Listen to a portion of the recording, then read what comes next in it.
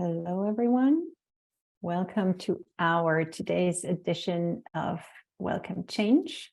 My name is Constanze Frischen, and I am here today with Helena Puig, dialing in from London. Hello, Helena. Hi, it's good to be here. It's great to be having you. Let's give it a few more seconds because I see the room getting fuller. Perfect. So we will dive right in.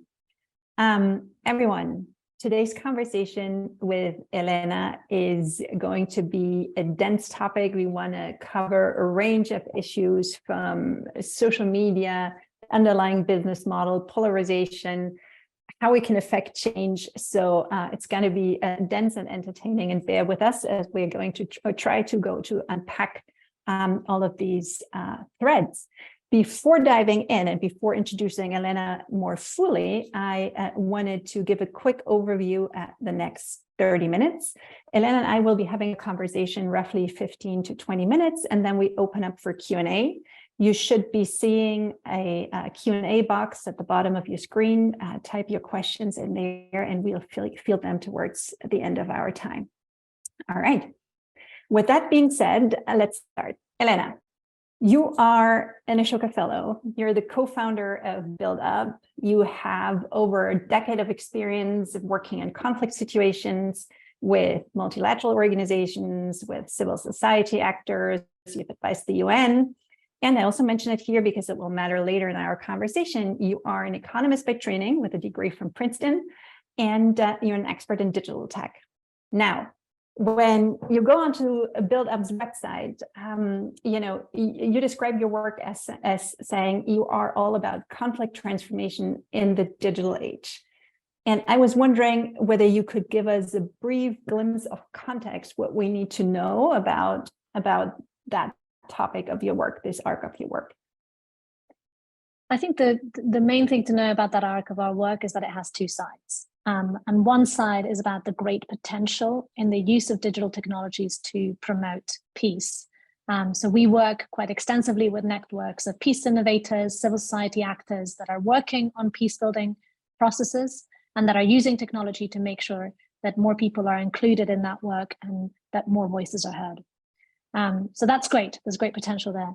And I think the other side of it is that we also work on what we term digital conflict, which is essentially understanding how digital technologies are impacting conflict escalation, how the use of things like social media, but also other digital capabilities are increasing conflict in our world, and what can be done to mitigate that or to transform it. Mm-hmm. And I know you're working in countries as, geographically far apart as, let's say, the US and Germany and Yemen and Kenya.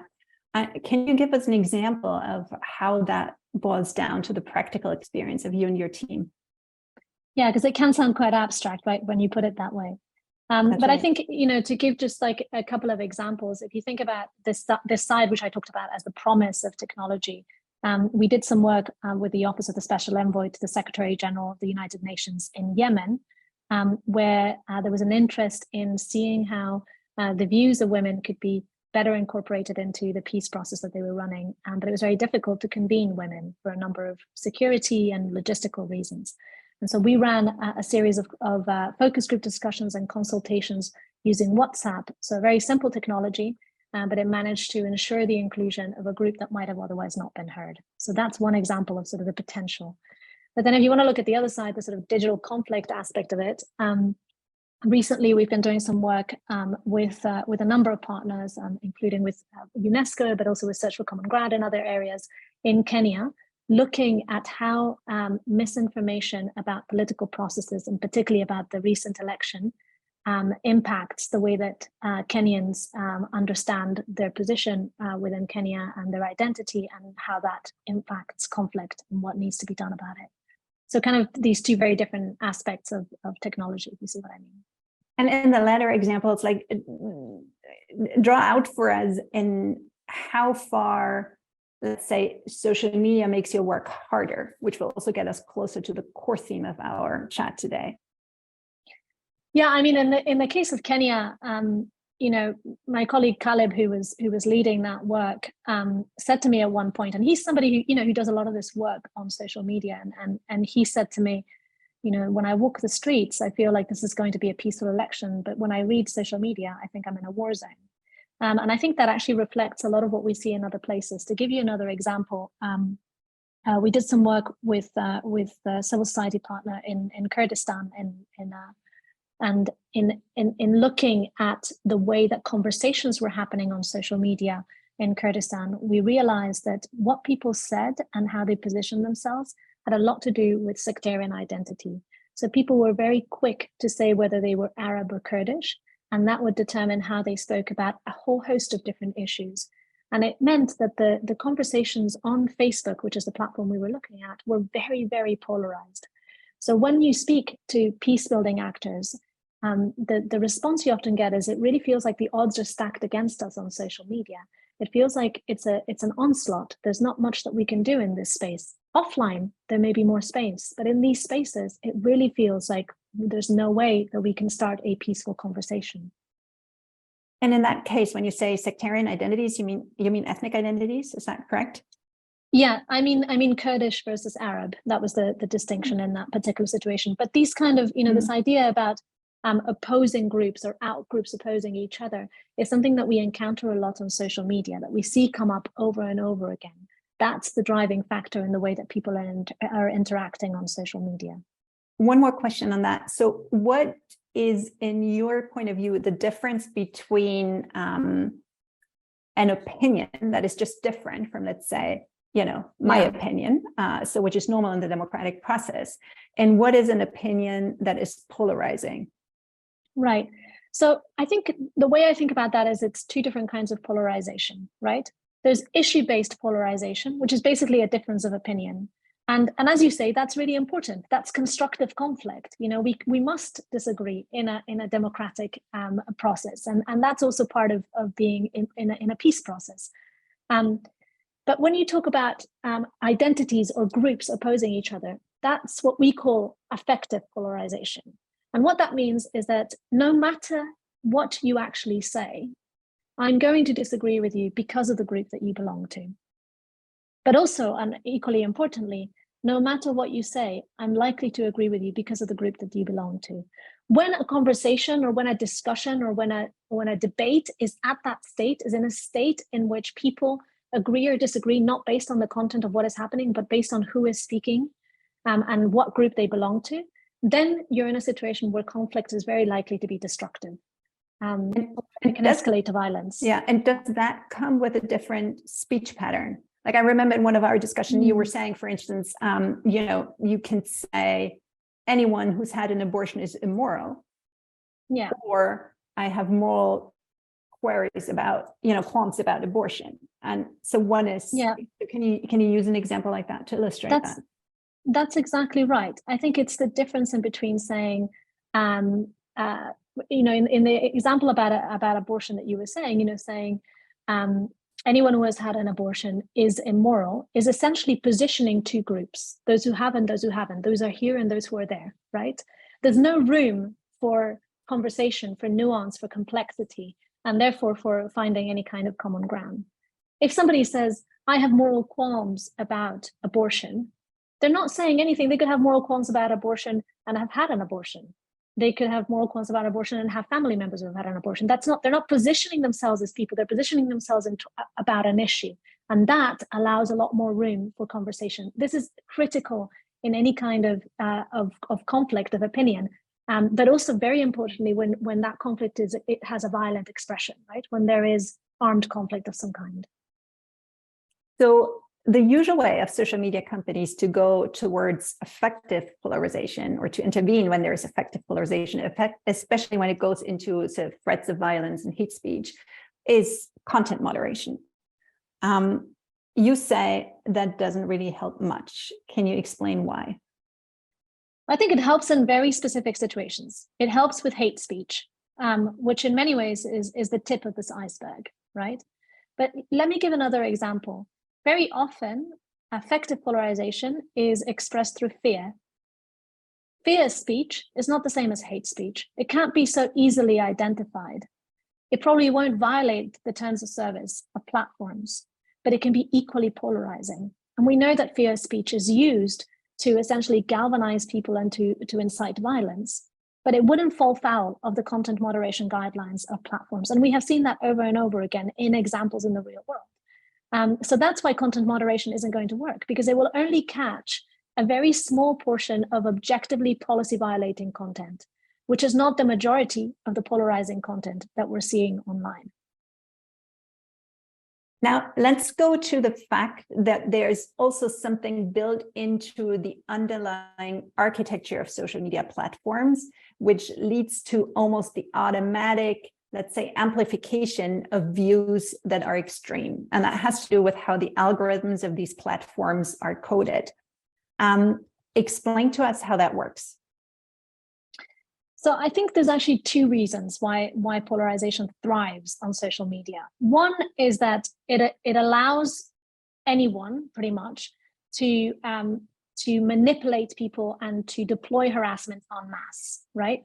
But let's put that aside for a moment, because we all know about that. We know about troll armies, we know about all these things, Cambridge Analytica, like we've all heard about it, right?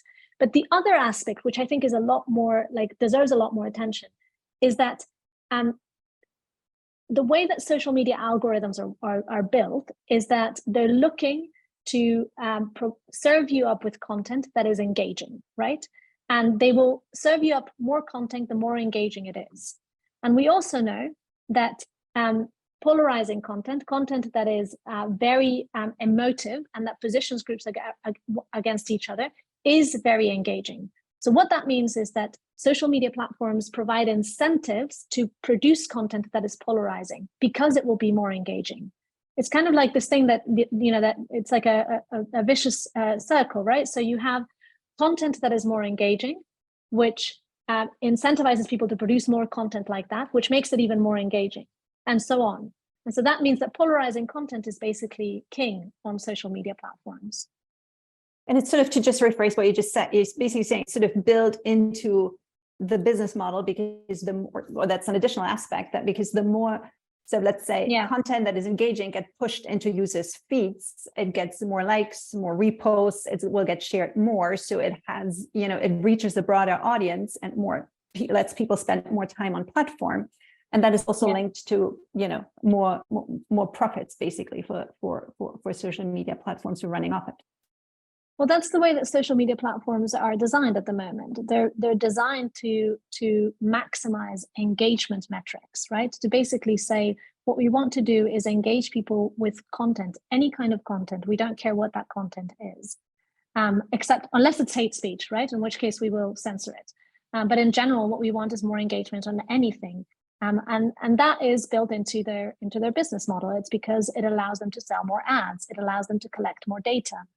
They want people to spend more time on the platform. So engagement is the key metric. It's not the only metric, but it's the key metric that algorithms are optimizing for.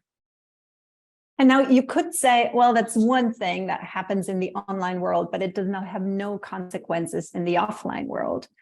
Whereas you are saying, and I'm taking something that I've known through our, work together, you're saying it does have consequences, and it's like a societal pollution that is happening as a side effect of the polarization that happens online. Can you draw out that connect for us?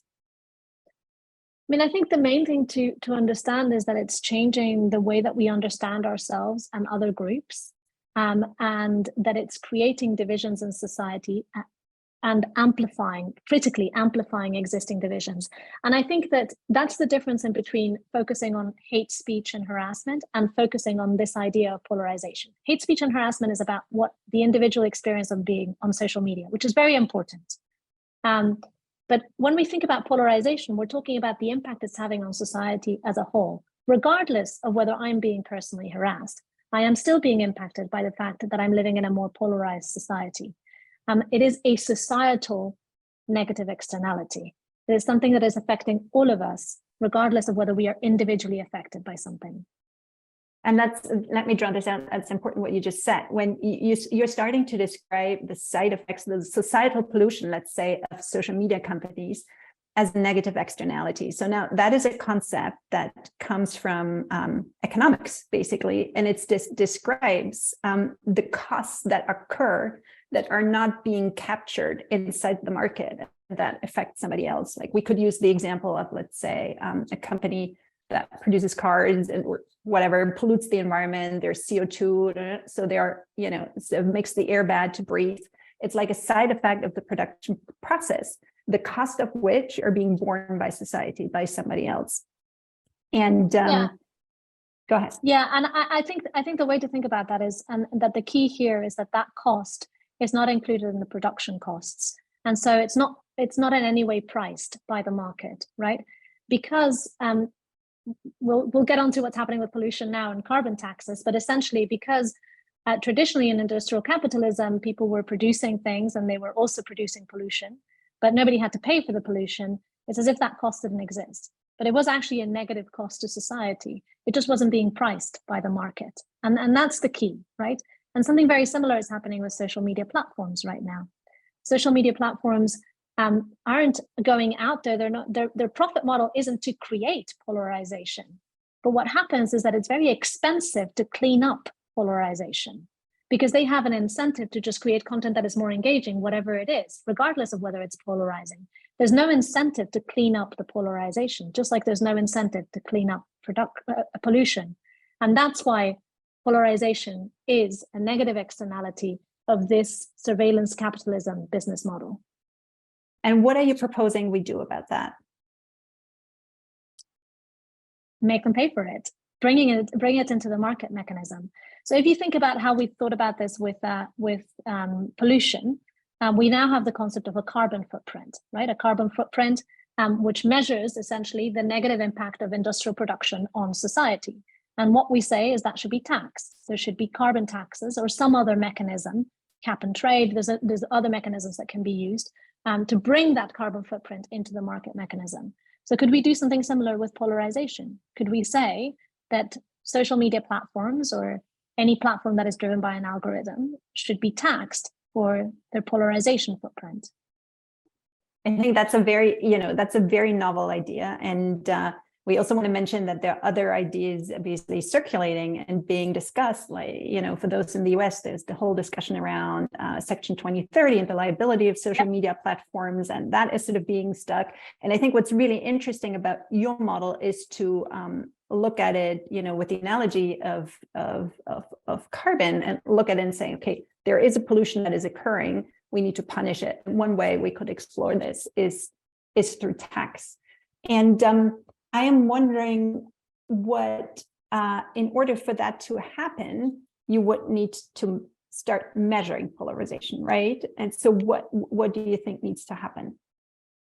I mean, I think the main thing that needs to happen is we need to find a way of measuring this polarization footprint, some kind of metric that is cross-platform and that captures this idea of the societal impact of the way algorithms are optimizing for engagement, essentially.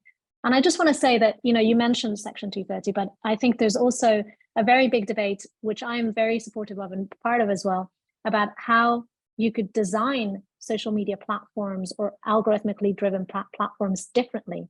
Algorithms could optimize for something else that was an engagement that might be less polluting and produce less polarization.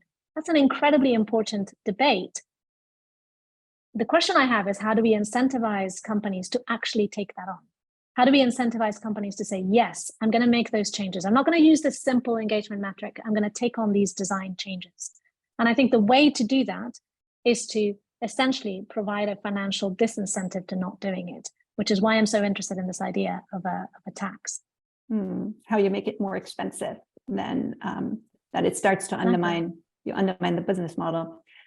Audience, we are about to start taking questions. I can see the first questions are coming in already. So perhaps let me get right to one here because it's to the point we just spoke about. So someone is asking, I love the idea of taxing. Will we run into problems with the strong protections of free speech, even if that speech can be categorized as misinformation, etc.? the listener is thinking of the example in the US where dark money donations are clearly bad for democracy and yet have ended up protected as political speech. So that's a very, for our global audience, a very US focused argument where, you know, the protection of free speech basically is very, very, very wide ranging. Yeah. I don't think that a polarization footprint necessarily needs to look at speech. It can look at metrics that have to do with the design of the platform. So it can look at, for example, things like the connection in between belonging to a group and only seeing certain types of content. So it doesn't need to get into issues of hate speech or free speech and the debate around censorship that comes with that. It can look simply at design choices around engagement. And that's very different because we know that engagement is what is driving this kind of polarization. And as I said before, I actually don't think that content moderation is what's going to work particularly well to address polarization on platform. There's one question to that Maria Ressa recently said at a conference. She used the metaphor of the river, whether you had heard about that. Yeah, so Maria Ressa said this was at the Internet of Trust conference. She said that, you know, content moderation is like you take a glass of water out of a polluted river and you clean that glass of water and then you chuck it straight back in, right? And I was very taken by that metaphor. And I think that this idea of a polarization tax is essentially saying we need to build a water filtration plant. And also it's the social media platforms that need to build that water filtration plant. So let's create an incentive for that to happen. Yeah, a new decision-making framework that would change the business model and price in the social responsibility or the negative social side effects, as you say. Here, other interesting question. One attendee is asking, I imagine you've thought deeply about why outrage as an emotional response is so strong and predictable. Why do we all get hooked? And how can we humans unlearn this individually and as a collective? That's a huge question. And it's not actually something that I would say I'm an expert on. Now, there is actually quite a bit of research on why outrage is so engaging. So there's both kind of experimental research on it, and then there's social psychology research on why outrage is quite so engaging. It's not my area of expertise. What I can say is that we can see that playing out on social media platforms, and there's good evidence of the fact that moral outrage, content that produces moral outrage, leads to greater engagement, which is part of the core of this argument, which is essentially that because we're focusing on engagement metrics, we're getting more morally outrageous content that tends to be more polarizing. I think the psychological underpinnings of that is not something that I have personally researched very much. I think it relates to a question I'm seeing here, and also says something in my own head right now. I think part of what we know, also you, Helena, knows, is that obviously there won't be a tax tomorrow, right? We have this idea now, so if this, it might never happen. But I think what is interesting about when I hear you speak, that, your mind starts to form an understanding of the polarization on social media being not a one-on-one image of what's happening in the world. So, do you think that when people look at this, have that in mind, they start to sort of, let's say, examine their own social media feed differently? Maybe. It's possible. I think that, and perhaps that's what the previous question was pointing to, can we unlearn this desire to engage with morally outrageous content? I think that, there is some value in that kind of digital literacy, and sort of understanding that people might be setting out to outrage you, rather than trying to convey any kind of information about an opinion. I actually was talking to my mom recently about polarization, and I said to her, I now use a rule of thumb, and I think many people who have been engaging with this work use that rule of thumb, which is that if my reaction to a news headline or a social media post is, oh my God, then I probably need to look a little more carefully. There's probably a reason, a motivation for that headline to be that. And that motivation actually links to this whole idea of why we need a tax, because a lot of journalists report that they post outrageous headlines because otherwise they lose at the engagement game. There's actually some great research on celebrities who decided they wanted to stop being morally outrageous in what they were saying. And suddenly they start seeing their social media engagement dropping and dropping and dropping. And so they had to get back into the outrage game.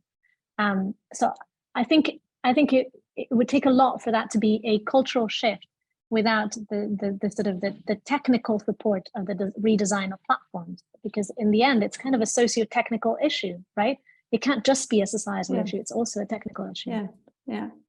Here's a question: how to build up work with major social media platforms to transform the way they operate? Well, we do work with Facebook specifically. So we're a trusted partner of Facebook in Kenya specifically, and we've spoken quite a lot to their trusted partner program. I think there is some openness to these conversations from within platforms. That's our biggest engagement. We also kind of engage in forums where platforms come together with civil society to discuss these issues. I was at a technology and social cohesion conference in San Francisco recently about that. So I think there's some collaborative work that can be done, and then some sort of pressure work that can be done, which is more where this idea of a polarization tax sits. Yeah, because you said there's no financial incentive for social media platforms to voluntarily change their model. Yeah. Here's someone saying, I love the idea of a polarization tax, and also that you mentioned possible new designs of platform incentive models. Do you know of any examples of such new designs or projects experimenting with that? Yeah, there are lots. I just wrote a different paper on the algorithmic management of conflict on social media, where we talk about a bunch of those together with Jonathan Stray and Ravi, where we talk about a bunch of those examples. So I can point you to that later. But just to give one, there's a piece of work around bridge-based ranking, which I find really interesting, that I believe has come out of Harvard, where basically what they're looking at is could we have algorithms maximize not for engagement in general, so how much engagement there is, but for pieces of content that have engagement from two sides of a divide. So we would uprank content that essentially has engagement across a divide, and this would mean that we'd get a very different kind of ranking of content that would be less polarizing. And this bridge-based ranking was then used, I believe, by Twitter's Birdwatch, if you're familiar with that piece of work. So I can send some more links. I don't want to continue on that, but there is a lot of work going on in that space. Thank you. And just for the for those who ask the question, their follow-up questions, we'll aim to sort of consolidate the links and then send out with an email in a couple of days. We are almost at time, but I want to make time for two or three more questions here. Someone is asking, do you have any research that is focused on US communities, and is there any difference in how US audiences engage with disinformation? I haven't done that research, but there is a really great group called More in Common that has done research on how US communities engage with polarization, including with misinformation. Which I would encourage you to look at. There's actually, I would say that on the US is probably the country in which there is the most research in this area. And then there's an interesting question.